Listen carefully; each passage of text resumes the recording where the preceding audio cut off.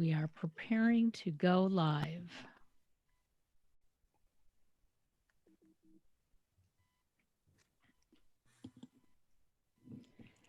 This is Karen with NewClevelandRadio.net, and it is Tuesday, 3:30 p.m. Eastern Time, and it's time for What in the World with? Paul Seaburn. Hi, Karen. Hey, how are you? Yeah, I'll do a little wave here. Oh, yeah, we can't do it in the stadium. We might as well do a wave. Yeah, there you go. No, I'm not going to stand up because I'm not wearing pants. You're not. Oh, boy. Okay, so we've already deviated here. The deviants that we are. I'm Paul Seaburn. This is What in the World. I'm here with Karen Hale, the owner and media mogul at NewClevelandRadio.net, and my gracious producer here. I'm also here with John Dinallo, our co-host and color commentator. Hi, John. Hi, Paul. Hi, Karen. Another Tuesday. Another Tuesday. That's right. And John is our designated Browns and Indians representative. So as our What in the World of Sports host, he has dressed appropriately and minimally, I might say. But no pants either. So anyways, but we're not here to talk about dress codes or anything like that. We're here to talk about the strange things happening in the world. Our motto here is real news, because it's all real, straight off of the various news media sites from around the world. Sometimes strange, but always funny. And that's what we try to do, is give you an hour of fun news you might not hear anyplace else. Strange a lot of time, maybe scientific, you might learn something. But our goal is for you to have fun, for us to have fun, laugh a little, and get away from the bad news and the political news and all the other garbage that's going on. And if you're stuck at home because of the pandemic, we're glad you're watching us. If it's on YouTube, we're glad you're listening. If you're listening to on any of the platforms, and we're on all of them, courtesy of NewClevelandRadio.net. So thank you for visiting us. While you're at NewClevelandRadio.net, please take a look at the other podcast that Karen is producing. She has a wide variety. You could stay home for months and be entertained by NewClevelandRadio.net. Yes, you could. Yes, you could. Okay, there was my plug, right? There we go. Let's get back to what's going on in the rest of the world. We've got some strange stuff today, Karen and John. For people stuck at home but still wondering how their 401ks are doing and how they can possibly make some money. I've got a story about a psychic who caters to Wall Street investors and investment bankers and those types. We're gonna learn a little bit about what she has to say. Got a great story. This is the #1 story in the ghost and haunted world this week. Annabelle, the world famous movie star haunted doll, allegedly escaped from her enclosure at the museum where she currently lived. So we're going to find out more about that. There's elves on the loose in Iceland.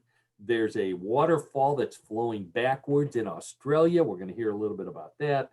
There's a frog with a harem in Brazil. We're going to hear about that. Why you should paint eyeballs on your cow if you have a cow. We're going to find out why you should do that and what the benefits are.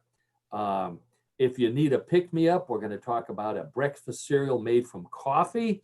John, I think this is perfect for you. I'm all ears, Paul. I'm all ears. That's right. Yeah, I know you retired guys have a hard time getting up in the morning. So that's exactly right. And I've got a couple of world records, and then John has the strange world of croquet. So we're going to find out about that former Olympic sport, and he's got some weird stuff to talk about there. So, and I'm sure I've got some other things in the pile here. So let's get right to it. I even have some visual aids. As always, I've got my trivia horn. So get ready. Okay. We've got a couple of trivia timeouts for us to play with today. So without further ado, let's talk about the frog with a harem. This is one of those weird stories from the science and biological world. This comes from Brazil. And by the way, if you're watching us or listening from someplace other than the United States, welcome. We've seen, Karen, I think you mentioned we've seen people from India, from Israel, from all over the world. So thanks for tuning in, wherever you are. Last week we had somebody from France. From France. Oh yeah, parlez-vous. Wow. That's right. I do Good. remember that. That's right. That's as much French as I know. And bidet, which is not good day, but that would be Australia. We do have an Australian story, so I'll speak Australian for that one. Where did I get lost? Oh, we're back in Brazil. A frog with a harem. Now, John, you may have thought that frogs were monogamous like humans, or perhaps they played the field like humans. Paul, to tell you the truth, I never really gave this much thought, but that's okay. That's why Let's hear about it. Let's hear about it. World. We talk about things you never give thought to. That's a good point. That point's well taken. But as I'd like to mention, and I'm always puzzled by it, there are scientists around the world who actually get grant money to study things like this. So they're looking for this frog, species of river frog in Brazil, and they find it, and so now they're studying it, and they notice that the male frogs each have a group of females that seem to stick with them no matter what, through thick and thin. So and through mating season, obviously that's the big thing for frogs. So they've named them harem. So this is the first frog that they've ever discovered in the world that keeps a harem. And that sounds like a good thing, but they also found that some of them would still like to kiss a woman and become a prince rather than being a frog with so many frog women to female frogs to hang out with. So they can't explain why that is, but or why that joke didn't work. But anyway. Well, it kind of did. It kind of did, Paul. So they're not really a harem. I John, as you know, I like to dig deeper into these stories. That's true. I think, Paul, sometimes you may be accused of over embellishing things, but that's another point for another day. Me never. No. So anyways, they dug deeper into this, or I dug deeper, and it turns out that they're using the term harem loosely because really these frogs only keep 2 females in their little harem. So a harem is more than 2. Harem, and this is, I didn't realize that the harem is a Middle Eastern term, which you probably thought of, from Arabian Nights and all that stuff. It refers to the original word refers to a sacred place in a house for female members of the family to congregate. We call that a bathroom nowadays. Back in those days, I guess the bathroom was outside. So where the females went was called the harem. And because it was a room full of females, that kind of became the name for also a group of females. As you probably know, in that particular culture, the males had multiple wives. They also had concubines. So that extended family all lived under the same tent or in the same building, and they all congregated in that same room. So having the concubines in there kind of added to the allure of having a harem. And that's how we got the word today. So the frog does not have a harem. The frog has a duum, maybe. A menage a trois. A menage a trois. That's probably the next study. To see if they mate separately or if they all get together, and what kind of tadpoles would be the result from such a union. Boy, we sure got off the track there, but farther than I normally think we do. But speaking of wives, this is my favorite story of the week, and I do have a visual aid for this one. A professional stuntman in England surprised his girlfriend by proposing to her on his knee while on fire. And John, I know you're looking at me with that look of disbelief you always have. So I have a picture of this guy on fire, on his knee, No. presenting the ring to his now fiance. And I guess I Now- spoiled the surprise. She did say yes. So Good. Yeah, I'm glad to hear that. yeah, the guy set himself on fire. Come on. Where's the fire my gosh. extinguisher? So, pardon? What? Where's the fire extinguisher? Well, he's a stunt man. He probably just Oh, rolled in the oh, dirt. Hey, But Paul, you know, was this is that- what's that? So how did he end up getting on fire? With the match, John. He, I don't mean that. He's a stunt man. Wait, you want? Okay, I'll go back to the beginning. I guess I missed that. Man, yeah. Oh man, this is going to be a fun show. He's a stunt man, so that's one of the things he does in movies is he runs through a scene while on fire, probably for like a movie that. So has he a- knows what it's about, Yeah. obviously, being a stuntman. I somehow Yeah. missed that part of the You missed that part part. of the Okay, I'm presentation. sorry. Sorry. So, but Okay. this is dangerous, and it's not just dangerous because he's on fire. It's dangerous because being on fire could remind the girl of an old flame, which might cause her to say no and go to be attracted to her old flame. That's a possibility, I guess. I, I guess that's right. So, John, I blame this on the coronavirus. The reason why he had to set himself on fire in order to propose to his girlfriend is all because of the coronavirus.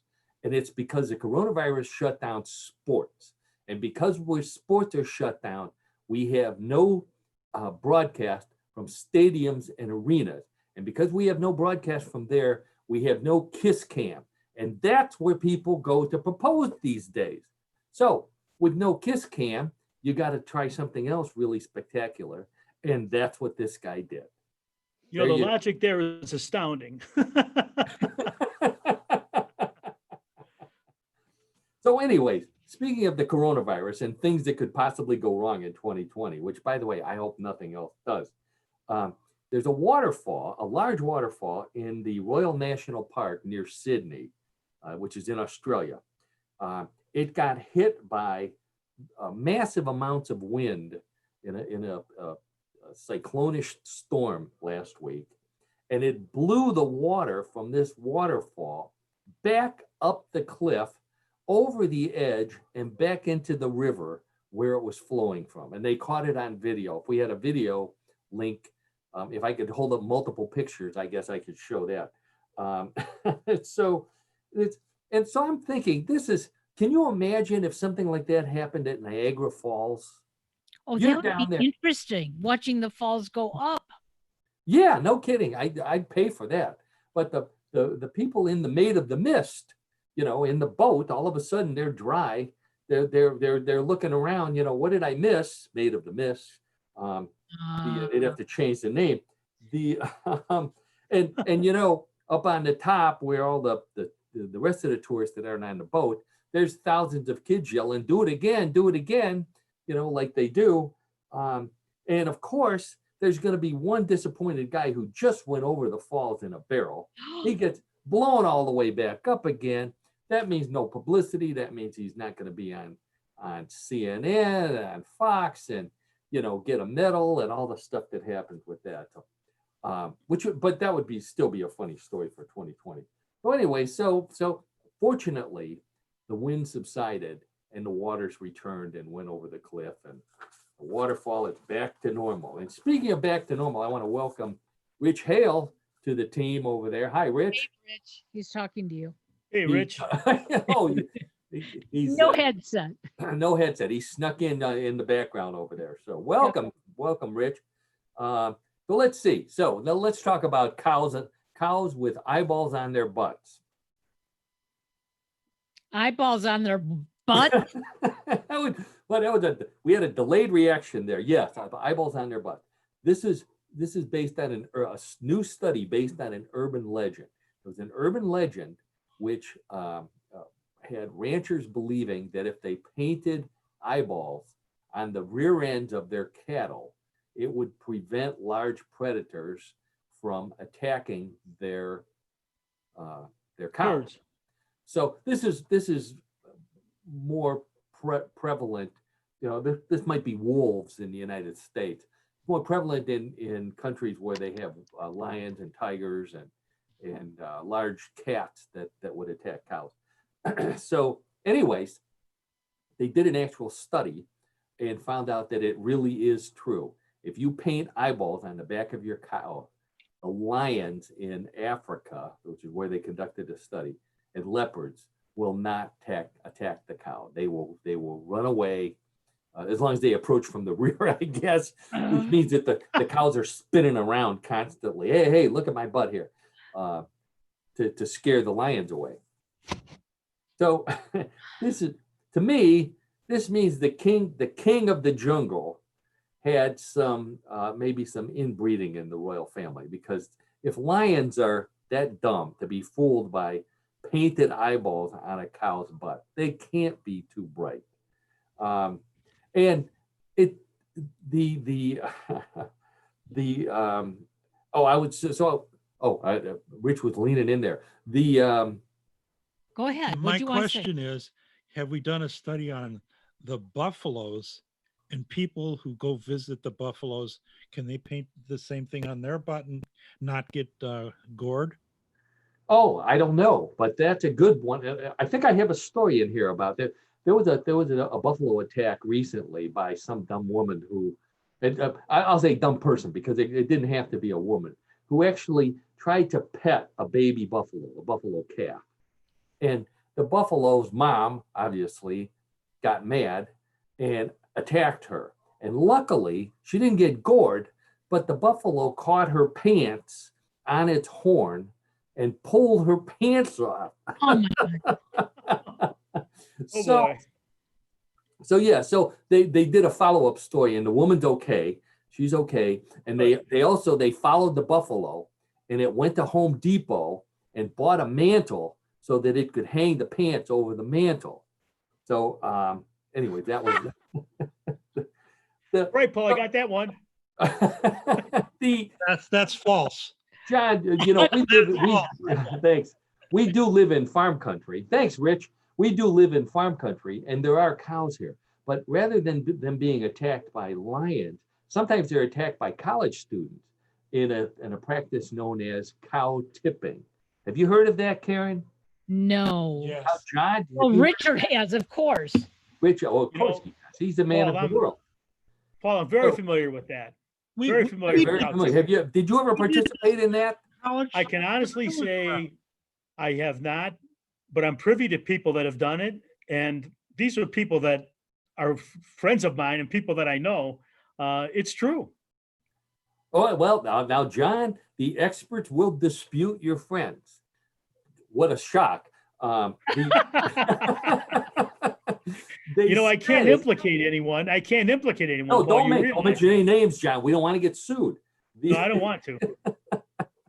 But yeah, but that's a proven practice. It's not proven, John. They proven practice. It is. Okay, so well, this is not the presidential debates here, John. So, so the legend that we're referring to here is that if you sneak up on a cow that's asleep while standing, you can push it over because they're deep sleepers. Okay, so in this particular study, one of the things they did was point out that cows don't sleep standing up, they sleep lying down. So you can't tip over a cow that's lying down because it's already down, and they don't sleep standing up. Furthermore, they're very light sleepers. So it's difficult, if not impossible, to sneak up on a sleeping cow. John, you can use that with your friends and see what they say. I'll be happy to give you the name of the scientific study. Paul, I'll get back to you later on that. No hurry, John. Okay, good. No hurry. Good. So I wonder about cows and how they sleep. What do they count if they want to fall asleep? Do they count sheep? Do they count humans? Do they count cars? I mean, there might be a good one. You know, I used to like to watch for cows when we were driving. I don't know. That's another study worth. But if I were a rancher in Africa where lions and leopards were a threat to my cattle, I would not just paint eyes on the cow. I would also paint that. I'd trim the tail so that it looked like a nose, and then I'd paint lips around the cow's butt, um, so that when you know the inevitable finally happens, it really looks scary. That there's something coming out of the cow's mouth, and the eyes are bigger, and the nose lifts up, and that I think would. You're scare a lot. worrying me a little bit that you're willing to get that close to a cow's In butt. the rear of a cow. I have been that close to a cow. I have actually milked a few cows in my day. Okay. Yeah, no Get kidding. the name of a psychologist for you. Okay, we'll move on from that story. So one of the things, Karen, I know you remember, I've done a number of stories on things falling from the sky, and it's generally fish, or it's frogs, or it's rocks, or potatoes. We did that story on potatoes a couple weeks ago. Even cows. I believe I've done a story way back when where a cow fell from the sky. And I've also talked about different colors of snow other than white. And it's always a bad sign when you have black snow or green or pink or watermelon, and especially yellow snow. Yes, exactly. So I finally found a snow that's not white, that is a good thing. And this comes from Switzerland, from Olten, Switzerland. Turns out the people of Olten, Switzerland walked out one day recently and found a dusting of chocolate powder, powdered chocolate, all over their house, the ground, their cars. Everything that was outside was covered with chocolate powder. Cool, huh? Sounds like it's a dream, isn't it, Karen? Yeah, I don't believe this. Keep going. No, it's true. No, Oh. no, this isn't bluff the co-host. This is true. There was a malfunction in the ventilation system at the Lindt and Sprungli chocolate factory right down the road from in Olten. And because of that, instead of the chocolate dust from the chocolate grinding, the beans grinding being contained inside the facility, it instead was blown out the ventilation system and covered the town with chocolate. So the company is a nice company. They offered to clean everything up, but the residents said, no, we used our Swiss Army spoons and we've already got everything picked up. So can you imagine that, John? If it's snowing chocolate in your neighborhood, everybody's going to be outside, with their tongues out. I would be out there for sure. For sure. We would all be out there, and of course you'd run into a tree and whatever else, you fall into a hole because you're busy catching chocolate on your tongue. This is big. It is big. I want some. You'd be making chocolate snowballs. Rich, I'm sure, would be face down making a chocolate snow angel. Or like a chocolate sneeze. Is that what they call it? I don't know. But Rich would probably be one of those people who would make a chocolate snowman, which is a dangerous thing to do because once you build the chocolate snowman, it looks like something good enough to eat, and you start licking this chocolate snowman. Eventually, you get to a portion where the neighbors are going to call the cops and say, Rich is out with a snowman, and he's not. You better come and stop this. I'm worried about you, honey. Yeah, I know. I am. I always worry about Rich. So, but I do know one thing that he probably likes, and this is snowy chocolate reminded me of this, and that's the fudgesicle, which is frozen chocolate on a stick. What a great summer treat, the fudgicle. What a great summer treat that was, or still is. Still is, yeah. It's still a product. It's made by the Popsicle Company. Believe it or not, that's still the name of it. And of course, that's time for a trivia alert. The actual popsicle was made in 1905. The original popsicle, invented by an 11-year-old kid, Frankie Epperson was his name. He was in Oakland, California. So he's drinking a flavored fruit liquid, and he's stirring it with a wooden stick. Okay, so he's sitting out on the porch. It gets cold. He decides to go in the house. The temperature goes below freezing that night. He comes out the next morning. He finds his cup with the stick frozen into the frozen liquid. He grabs the stick, he pulls it out, he licks it. He says, wow, that's pretty good. He remembers this. He does it over and over again. He remembers this when he's 23 years old and he needs a job.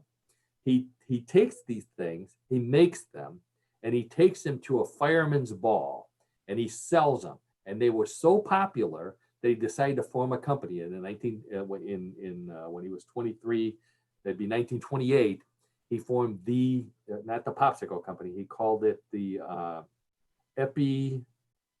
Epsicle Ice Pop. Called it the Epsicle Ice Pop.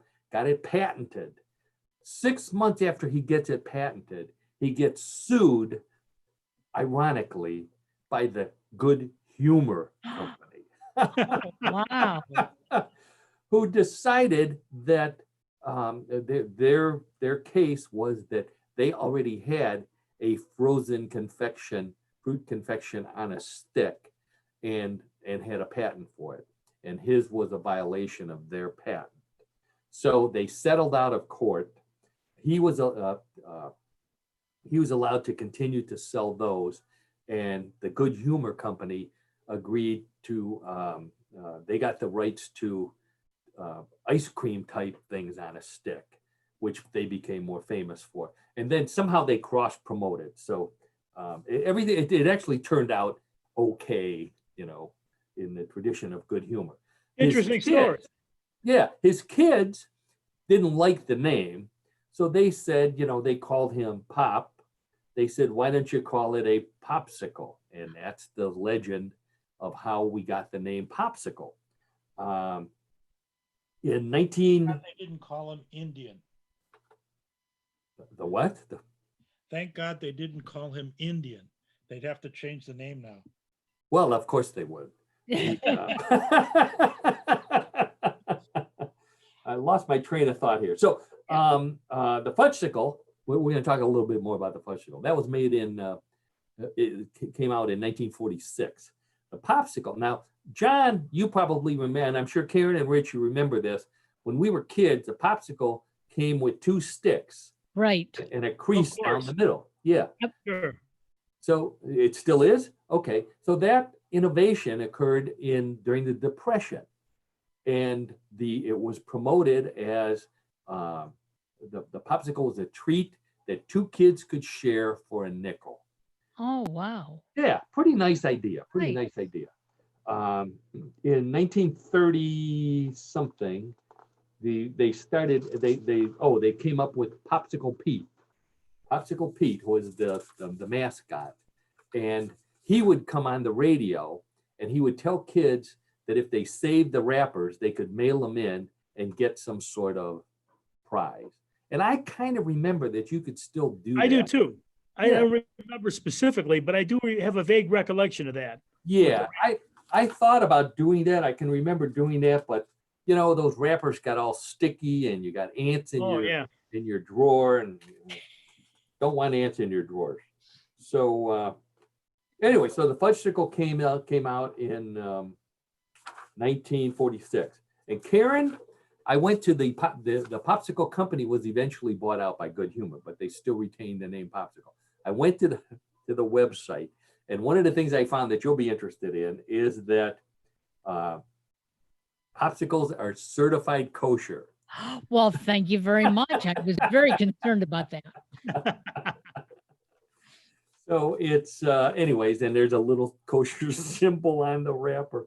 Honest to God, where does this stuff come from? So speaking of treats, John, Dunkin' Donuts is teaming up with Post, the cereal people, to make two different kinds of coffee cereal with caffeine. Okay, inspired by these are apparently the most popular Dunkin' coffee flavors: caramel macchiato and mocha latte. Now, I don't speak Italian. John, I don't know what a macchiato is. It's probably a made It's up just a word, right? cherry. Marciano is just a cherry. Yeah. It's just a cherry. There's a It T in doesn't- it, yeah, though. it's a not kind of cherry. maraschino. It would be like, there's no R either. It's Macchiato, macchiato. Oh, you got me on that one. I'll have to look up my Italian dictionary to see what Wasn't he a heavyweight boxer? Marciano. that's Rocco. anyway. Rocky Marciano. Marciano, that well, thank you very much. Yeah. So What kind of Here's Italian what I- are you, Paul? Oh, that's right. You're not Italian. I forgot. no, I'm not. So this stuff needs to come with a warning on the box, which says if you come downstairs in the morning and you go in the kitchen and your mom has her face buried in a bowl of these things, just back away slowly. Give her some space. Let her finish her bowl. Then she'll be better. But they sound good to me. I mean, I love coffee. So there's actually a company in Illinois called the Coffee Cereal Company, which has the same idea. And of course, I'm sure they're going to sue each other now because of that. So a couple more weird stories. This one's from New Zealand.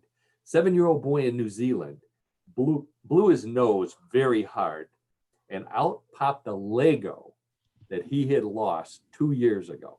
Oh, I heard about God. this story. I heard this story, Paul. Yeah, this that's is why I didn't use it for it. interesting. It made the international news. International news for Dude, sure. Yeah. Oh yeah. So his parents obviously are relieved, but they told him to keep on blowing because Grandpa lost his keys. And they couldn't, the kid. I was expecting. I saw a picture of it. It looks gross, so I didn't bother making a copy. Thank you. It looks like an arm, like a Lego arm from those little people that are in Lego. Now, I don't have kids. The only Legos I remember are the blocks. So apparently this is Lego World is Got it. Yep. a huge thing, and that's what he stuck up his nose. I think if they had known that it was up there, they should have taught him how to drive, because when I go driving, I think driving causes people to dig about 2 inches deeper. Oh, And oh. for certain he would have gotten it out by then. Don't you think, Karen? I'm not going out in the car anymore. I don't want to see that. No. So this one's for you, Rich. A robotic boat just completed a 22-day historic crossing of the Atlantic. First time a robotic boat has ever crossed the Atlantic on its own. And according to maritime tradition, the robotic boat was met at the dock in New York by robotic hookers. Did you hear that, Richard? Yes. Oh. He's trying not to laugh. He's afraid, Karen, that you might pick on him for Is that. it nuts and bolts? Oh. Oh, that's what they did. That's right. They had some nuts and bolts. I think the boat was called the USS Hazel, which was the robot in the Jetsons. So anyway, so let's get this. It sounds like it's time to move to sports. So I've got a couple of sports stories for you, John, before we turn it over to John.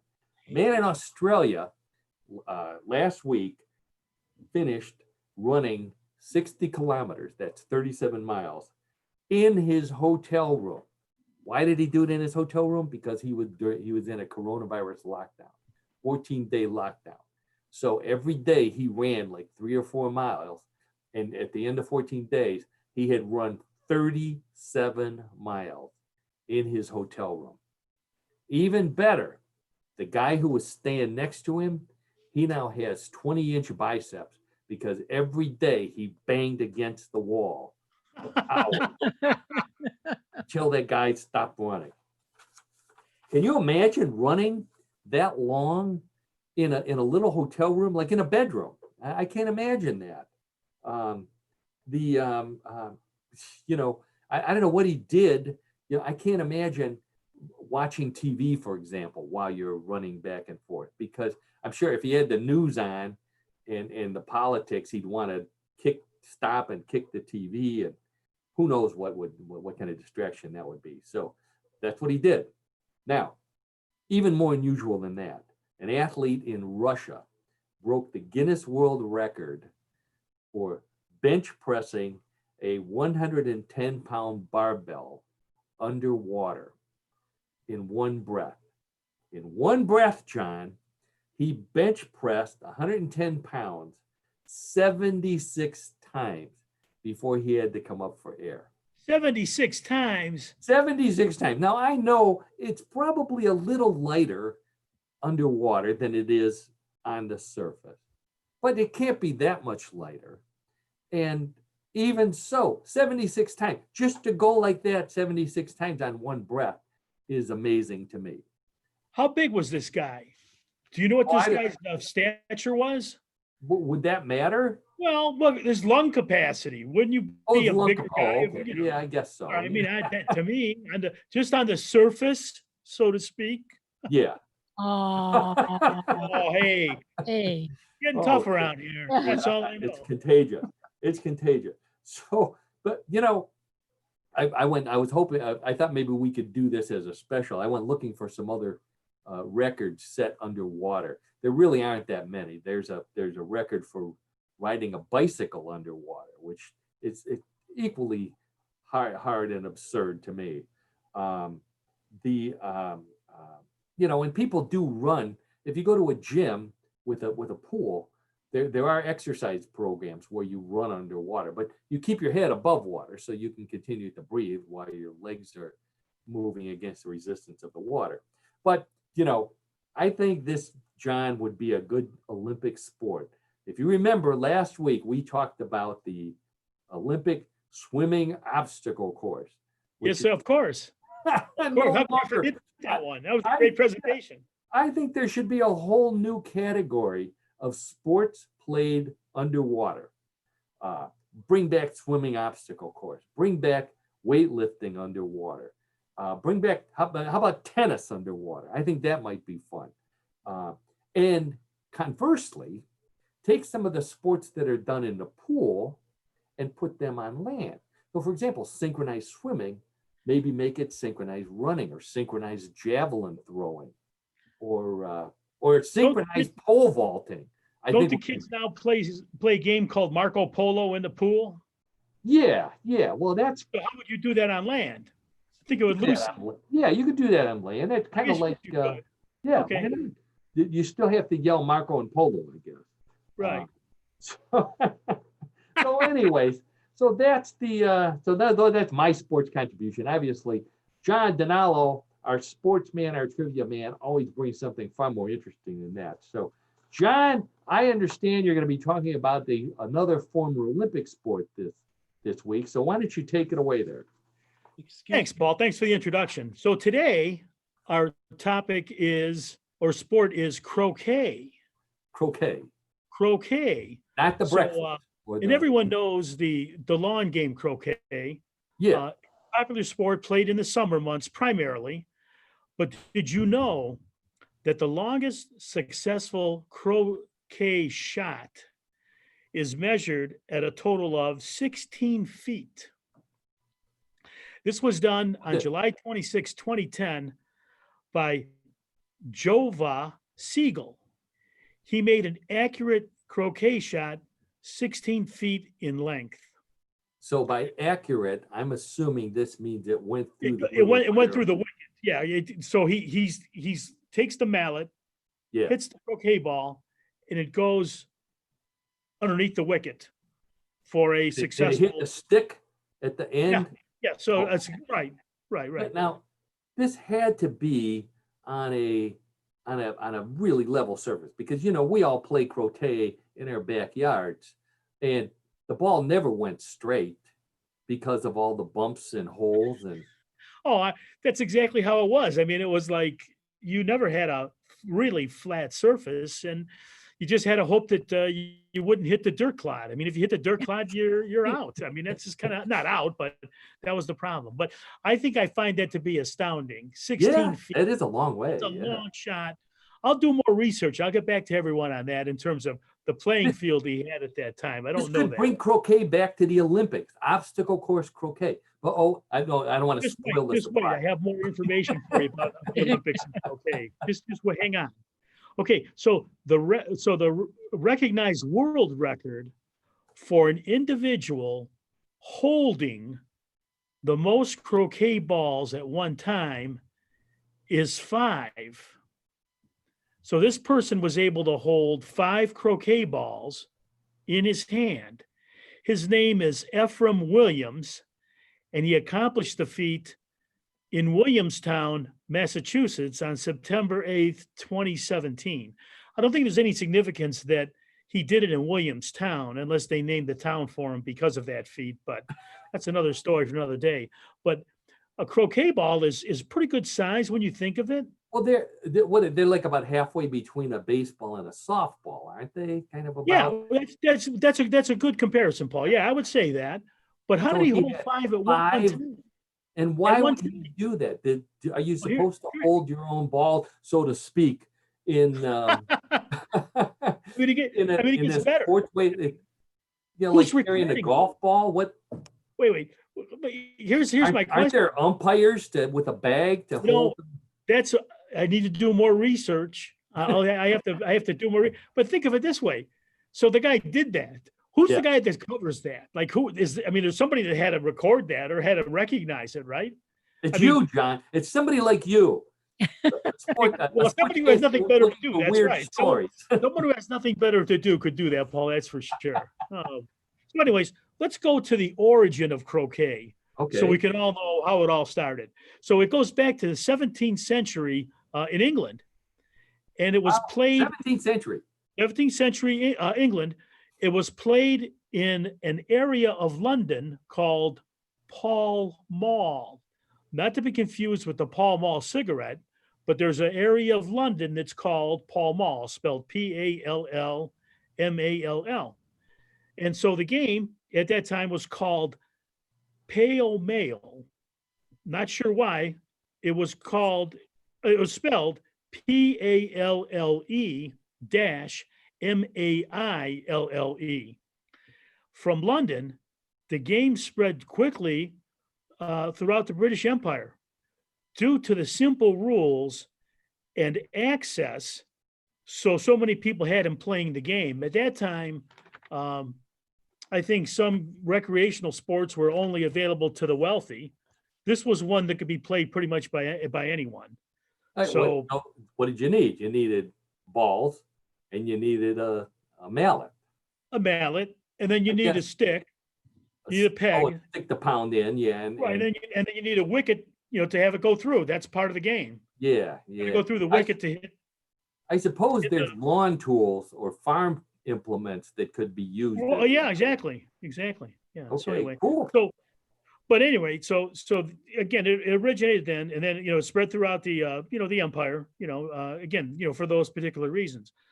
The most common form of the game is called association croquet, and that's a formal term, association croquet. And then again, it was an international version of the sport, and it's played by the majority of what is called tournament croquet players. I haven't had a chance to research the details on that, but that could be for a future show. But at any rate, that's the most common form of the game because there's different forms, and I'll talk to you about that later. Also, do you know that croquet has spread so far that in 2005, a group of American scientists became the first people to play the game at the South Pole, in the snow of all things. Oh, wow. And it's near an observatory that, Paul, you may know about. It's the South Pole Observatory, which is like a very famous scientific observatory where scientific measurements and weather measurements are taken. But that's where they actually did that in 2005. I think they used a penguin for the steak rather than. Hey, PETA call might it- be involved with this, so that might Yeah. be a problem. Yeah. Apologies to PETA, if anyone from PETA is watching. But the balls were frozen, so they called it froquet. Hey, Uh, where's that rim shot? Oh, Where's so your horn? anyways, John, I'm sorry Where's to your horn? distract you there. Wasn't I know we talked about this. Wasn't croquet in the Olympics at one time?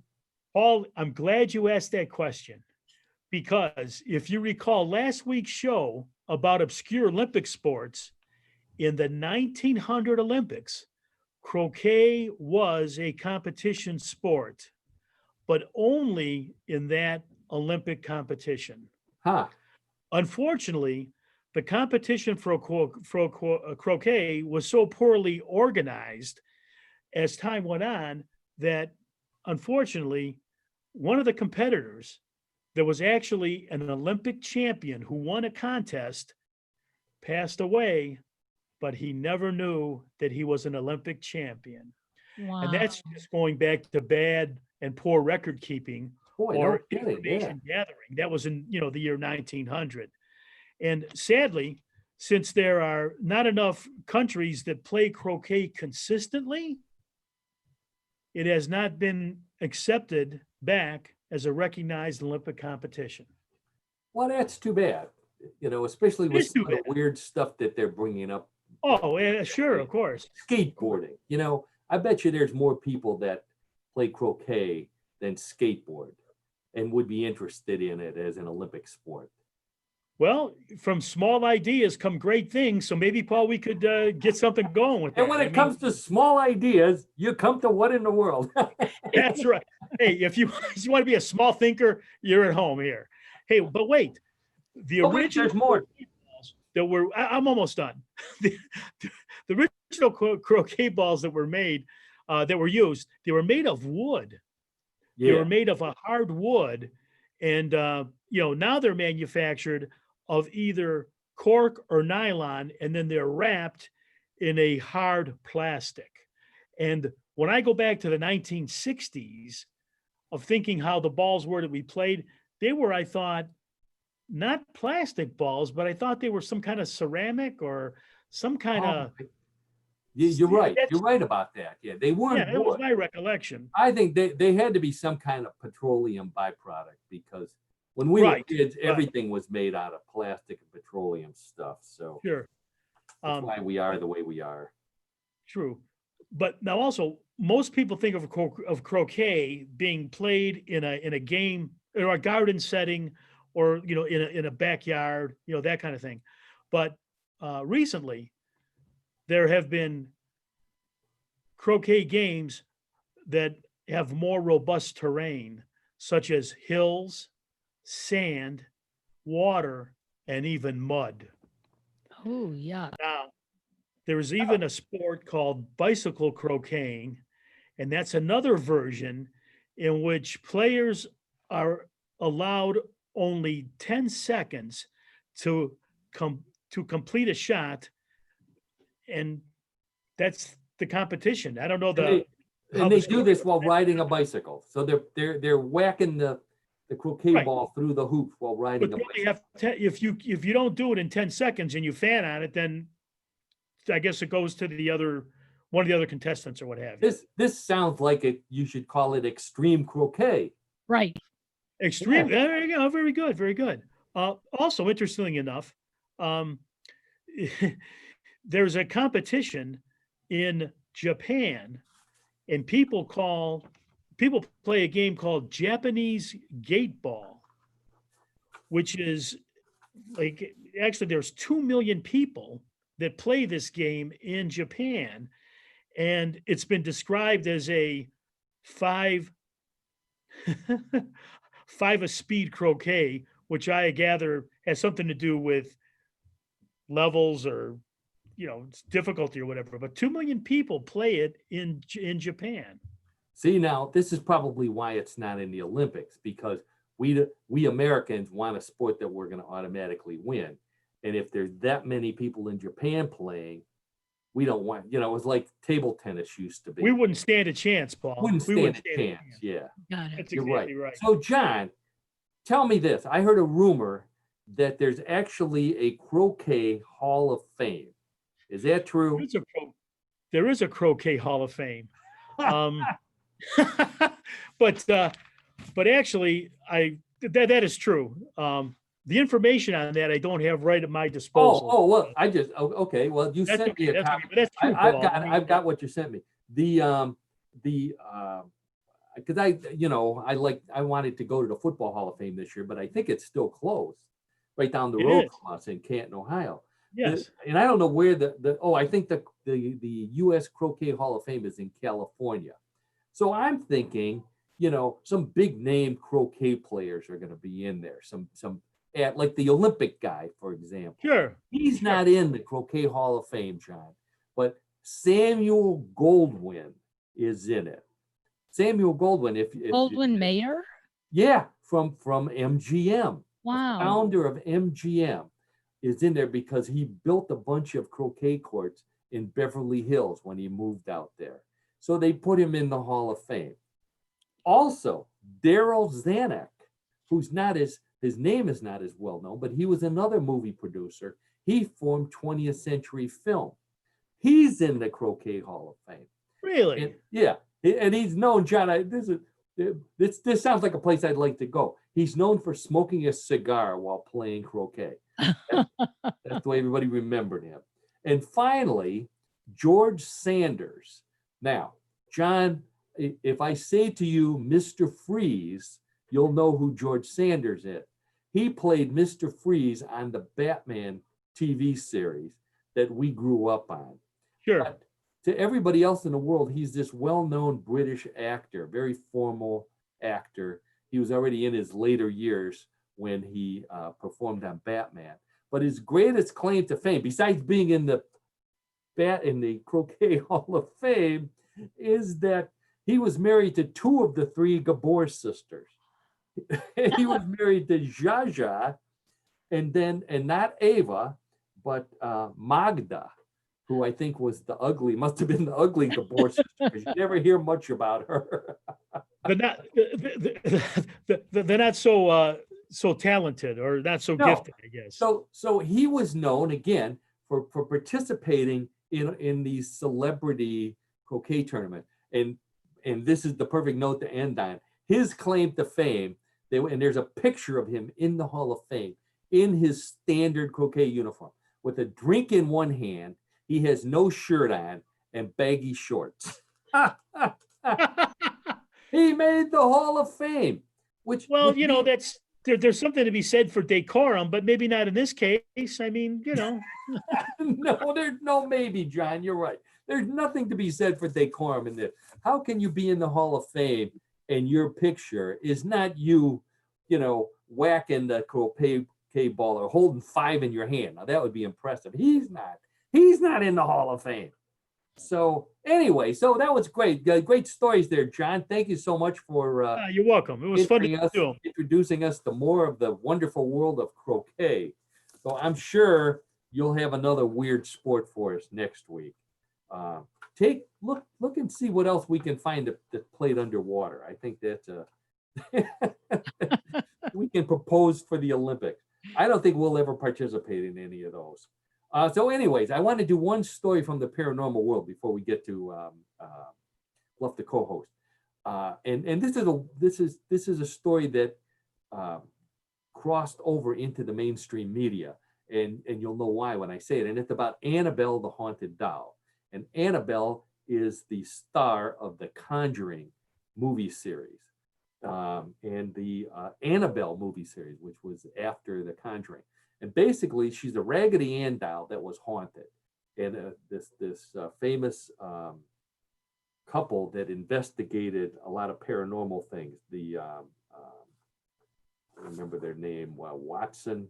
Anyway, they did a story on her that got a lot of publicity. Warren is their name, and they ended up making a movie about it. So the original haunted Raggedy Ann doll, which people swear it moves, it curses them, it does all kind of stuff. The Warrens eventually got it and put it in their museum, and both of the Warrens passed away just maybe 2 years ago. So their son-in-law runs the museum. So why is this all happening in the news, the mainstream news? Somebody went on Wikipedia and updated the Annabelle Wikipedia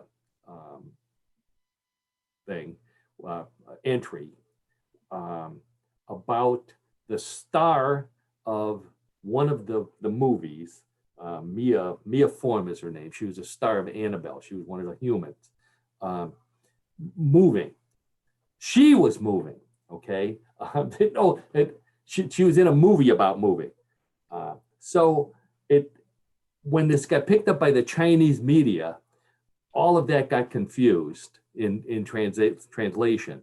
And the Chinese media published it that the actual doll had moved out of its case at the museum and disappeared. So then it gets picked up by the Twitter world, and they have it living with its boyfriend, and somebody saw it riding a train, and Annabelle is all over the world. It's like, it's like Waldo. Where's Annabelle? She's appearing every place. So they finally tracked it down. Snopes, the investigative people, finally tracked it down to the original Wikipedia entry and the Chinese media site. And this all sounded to me like a game of telephone. Remember that game we used to play, when you would whisper something to one person and they whispered it to somebody else. Right. And by the time you got to the end, it was completely different than what the first person said. Everybody's played that game. You would not believe that game is played around the world. It virtually I found it. It's called, what is it called? It's called, in Turkey, it's called From One Ear to Another. In France, it's called wireless telephone. In Greece, it's called broken telephone. And in England, it's called Chinese whispers. So Chinese whispers. And, very derogatory term, because they came up with this name because to dig at the Chinese culture, the Chinese immigrant, they couldn't understand them. So they said, well, playing the game is like trying to talk to a Chinese person. You can't understand. So that's what they call it, Chinese whispers. But yeah, this is a huge story. So this is so big, the poor guy who runs the museum now, his phone is ringing off the hook. Speaking of phones, nice segue back to that. So he had to come out with a YouTube video that again went viral, explaining that the doll didn't go anyplace. It's still in the museum. And to prove it, he showed the doll locked in this glass case, still in the museum. Okay. Does that convince the believers, John? Of course not. It's all a setup. It's it's brainwashing. It's mind control. The doll has mind control, and she's forcing him to do this. It just went berserk. That's the world. And you wonder why I am the way I am. That's the world I live in. Oh, I feel for you. I feel for you. I really do. Thank you very much. That's my world at mysteriousuniverse.org. You can get more on that story and other stories like that at mysteriousuniverse.org, where I'm the editor and head writer. And on that note, let's move on to everybody's favorite game from What in the World. What do you need to say, Richard? I have one little small correction because I don't want any listeners to mistake that when you said that the robot made for the Jetsons was Hazel, it was not. It was Rosie. Rosie? Oh, that the maid on the Jetsons was Rosie? Oh, you're right. Yes, it was based on another Hazel. program. Hazel was another. That's right. That's right. Well, thank you. You saved us some lawsuits, Rich. Yeah, I mean, I just don't want us to be, misinforming people on anything. There you go. Thank you. The check is in the mail, Rich. Okay. So anyways, let's move to Bluff the Co-host, everybody's favorite game. If you haven't watched the show or played before, I have 3 more stories similar to the ones that I've been telling, except for one difference. And that is that some of them may not necessarily be true. They may be a bluff. So I will read the story, and it's up to Karen and John and sometimes Rich to determine if this particular story is real or a bluff. So everybody's ready to play? Ready. Ready. Okay, hands on the buzzers. Here's story number 1. Number 1. Utah is not a state known for having a lot or even a few beer drinkers, but that isn't stopping Budweiser from launching a new campaign to become Utah's first official state beer, joining cherries, which are the official Utah state fruit, Cole, which is the official Utah state rock, and Mitt Romney, which is the official state presidential candidate. Budweiser is promising that if elected state beer, it will develop a special Utah beer and a customized can, which may be in the shape of a beehive because it's the beehive state. While most Utah residents don't drink at all, they might buy a 12-pack of Bud Utah because a 12-pack reminds them of how many wives they have. So other than that last line, Budweiser coming out with a state beer of all states, the teetotaling world of Utah. What do you think, Karen? Real or bluff? I'm going to go with bluff on this one. Bluff. You don't think Too many Budweiser would? Too many weird things. Too many weird things. Okay, John. Speaking of too many weird things, what do you think, John? I'm going to say it's real. John thinks it's real. Budweiser is on the forefront of a lot of marketing campaign, a lot of new products. I'm going to say it's real. John, there you go. Someone who studied a few Budweisers in his lifetime. Yes, I have. That's real too. Do we have Rich playing there, Yeah. by the way? He said real. He says it's real. So we have 2 reals, 1 bluff. Okay, the reals have it. That's a true story. You're right. Budweiser wants to be everywhere, even where people don't drink Budweiser. Okay. Okay. All right. So John and Rich are ahead. Story number 2, Karen. The list of oxymoronic animals, which includes the jumbo shrimp, the flying fish, and the little bighorn, just grew by 1 when scientists in Africa discovered an elephant shrew, which was thought to have gone extinct 50 years ago. The tiny shrew has a long nose like an elephant, but should actually be called the non-oxymoronic anteater shrew because it uses its snout to suck up ants like a dirt cleaner, which is also an oxymoron, so that might be a good name for it. Even though they're the size of a mouse, the elephant shrew is actually related to actual elephants, aardvarks, and manatees, none of which are oxymorons unless you include the dwarf elephant. Okay, so an animal called the oxymoronic name, the elephant shrew, thought to be extinct, gone, dead, never to be seen again, suddenly pops up again in Africa. John, we'll go with you first. Real or bluff? I'm going to say real. John thinks that I'm going to say real. I'm going to go out on a limb on this in a little bit and say limb. Yeah, real. It's so strange it's real. Okay, you find them out on a limb. Karen, how about you? I'm going to also agree real. Real. Oh, reluctantly. Must be real. Reluctantly. How about Rich? Does he make it 3 out of 3? I'm gonna say real. He says it's real. real. So 3 out of 3 say it's real, right? Yes. You must have seen this on the news. It is real. Hey, all right. It is real. By the way, Karen, that was in there for you. Oh, All thank right. Story number 3. So let's see. So Karen's got 1. John and Rich have 2 apiece. Yeah. Karen, points are doubled on the 3rd round, so it's your chance to catch up. Story number 3. While the coronavirus pandemic has put a lot of school crossing guards out of work because kids are staying home and taking classes online, one enterprising former stop sign holder in Maine has come up with a way to stay in crossing guard shape while making a few extra bucks to supplement his unemployment check. The longtime school guard now stands on a busy street corner, stopping traffic so squirrels can cross. I lost my place there. So where squirrels can cross without being run over. The city is known for its black walnut trees, which attract a lot of squirrels.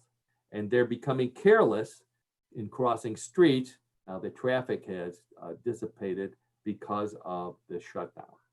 The school guard helps them across. Then he takes off his hat and asks for tips. not from the squirrels, but from drivers who are glad to pay $1 instead of going to work with the thought of a pancake squirrel on their tire. So the school guard, who is making some money during the shutdown by helping squirrels cross the street in Maine. Real or bluff? Karen? Well, I don't want it to be real, but it's so stupid. It has to be real. The motto of our show. Yes. All right, one real for Karen. How about you, John? You know, I have to agree with Karen on this one. It's really stupid, but it's gotta be true. I mean, I don't mean any ill will to the school guard or whatever, but it's like kind of a stupid story. So I'm gonna say it's a real story. It's Real true. story. Okay, that's 2 reals. Rich, how about you? I bet it's real, but I want to know how he lines the squirrels up on the curb. So I don't know the answer to that. So that's a reel then, right? 3 reels. So 3 reels. Yeah. Wow. Well, thank you for the compliment on my stupid story because there's a bluff. Oh, you caught us on that one, I guess, huh? Oh, But John right. and Rich tied. It's as stupid as it can be. Boy. Hey, I'm just happy I got 2 right. I can sleep tonight. I got 2 right. In my world, that's a terrific victory. There you go. There you go, John. Much better than your score in croquet would probably be. So way to go. All right. So anyways, that comes to that. We've reached the end of What in the World. I want to thank you for sticking around to play Bluff the co-host. Thank you for everyone listening, watching. If you're on live, thank you. If you're watching later on in the future, we're glad you joined us. Come back next week. Visit newclevelandradio.net. There's a bunch of great podcasts there. We love talking to you. We love having fun with you on What in the World. John Dinalo, my old friend, thank you for bringing in the sports stories and being there for our color commentary. You're welcome, Paul. It was a lot of fun again, as always. Yes, and thank you, Karen, as always, media mogul and producer, for all that you do for me and for the show and for everybody at newclevelandradio.net. Well, we look forward to seeing everybody next week. Have a great one. Wear your mask. Everybody stay safe. See you next week. Bye-bye.